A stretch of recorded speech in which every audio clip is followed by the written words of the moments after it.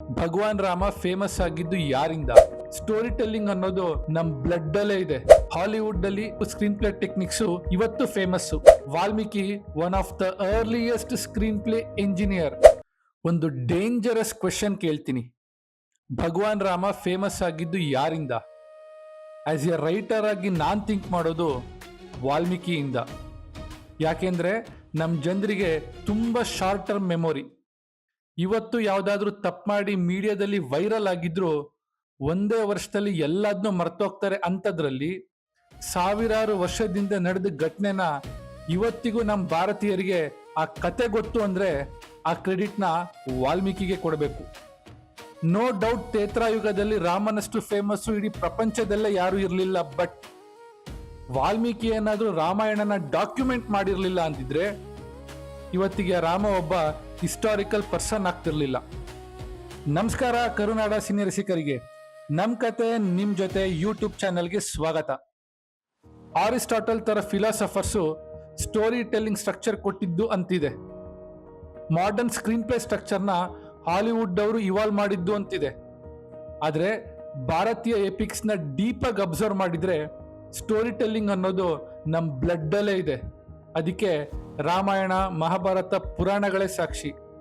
ಮತ್ತೆ advanced story telling techniques ಹೇಗಿತ್ತು ಅಂತ ಈ ವಿಡಿಯೋನ ಸ್ಕಿಪ್ ಮಾಡದೆ ಲಾಸ್ಟ್ವರೆಗೂ ನೋಡಿ. Story writers, novel writers, YouTubers, film makers, comedians, communication ಇಂದ ಇನ್ಫ್ಲೂಯೆನ್ಸ್ ಮಾಡೋರು ಫಸ್ಟ್ ಸಬ್ಸ್ಕ್ರೈಬ್ ಮಾಡಿ ಪಕ್ಕದಲ್ಲಿರೋ ಬೆಲ್ ಐಕನ್ನ ಮಿಸ್ ಮಾಡಬೇಡಿ. ಹಾಲಿವುಡ್ ಅಲ್ಲಿ hero introduction, emotional setup, conflicts, character arcs ಇದನ್ನೆಲ್ಲ ಹೈ ಸ್ಟ್ಯಾಂಡರ್ಡ್ ಅಲ್ಲಿ ಸೆಟ್ ಮಾಡಿದ್ದಾರೆ. ಬಟ್ ನಮ್ಮ ರಾಮಾಯಣದಲ್ಲೂ ಇದೆಲ್ಲ ಇತ್ತು ಅಂತ ಹೇಳೋಕೆ ತುಂಬಾ ಪ್ರೌಡ್ ಫೀಲ್ ಆಗತ್ತೆ. ವಾಲ್ಮೀಕಿ ಒಬ್ಬ ಪೊಯೆಟ್ ಮಾತ್ರ ಅಲ್ಲ, one of the earliest screenplay engineer. ರಾಮಾಯಣನ ಇದುವರೆಗೂ ಡಿವೋಷನಲ್ ಆಂಗಲ್ ಇಂದ, ಹಿಸ್ಟಾರಿಕಲ್ ಆಂಗಲ್ ಇಂದ ನೋಡಿದ್ದೀರಾ. ಬಟ್ ಇವತ್ತಿಂದ ನಾನು ಬೇರೆ ಆಂಗಲ್ ಇಂದಾನೆ ನಿಮಗೆ ಅರ್ಥ ಮಾಡಿಸ್ತೀನಿ. ಇವತ್ತು ಫಸ್ಟ್ ಟಾಪಿಕ್ಕು ಮೂವಿಗೆ ಟೈಟಲ್ನ ಹೇಗೆ ಫಿಕ್ಸ್ ಮಾಡೋದು ಅಂತ. ಕೈಕೇಯ ಕುತಂತ್ರದಿಂದ ರಾಮ ಕಾಡಿಗೆ ಹೋಗಿಲ್ಲ ಅಂದಿದ್ರೆ ರಾಮ ಅಯೋಧ್ಯೆ ಇಲ್ಲೇ ಇರ್ತಿದ್ದ.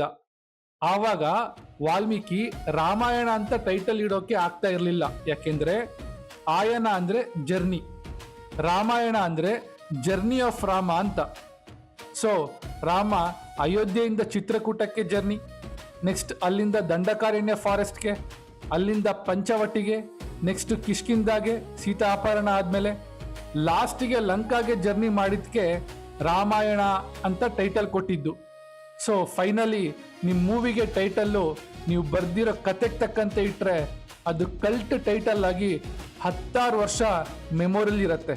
ಫಾರ್ ಎಕ್ಸಾಂಪಲ್ KGF, ಕಾಂತಾರ, ಮುಂಗಾರು ಮಳೆ, ಯಜಮಾನ, ಭಕ್ತ ಪ್ರಹ್ಲಾದ ಎಕ್ಸೆಟ್ರಾ ಎಕ್ಸೆಟ್ರಾ. ನೆಕ್ಸ್ಟ್ ವಿಡಿಯೋಸಲ್ಲಿ ಸ್ಟೋರಿನ ಹೇಗೆ ಸ್ಟಾರ್ಟ್ ಮಾಡಬೇಕು ಅಂತ ಕಂಪ್ಲೀಟಾಗಿ ಬ್ರೇಕ್ ಡೌನ್ ಮಾಡ್ತೀನಿ, ರಾಮಾಯಣ ರೆಫರೆನ್ಸ್ ಇಟ್ಕೊಂಡು. ಈ ವಿಡಿಯೋ ಇಷ್ಟ ಆಗಿದ್ರೆ ಲೈಕ್ ಮಾಡಿ, ಯೂನಿಕ್ ಅನ್ಸಿದ್ರೆ ಶೇರ್ ಮಾಡಿ ಅಂತ ಹೇಳ್ತಾ ಸ್ಟೇ ಟ್ಯೂನ್ಡ್ ವಿತ್ ನಿಮ್ಮನೆ ಪಕ್ಕದ ಮನೆ ಹುಡುಗ.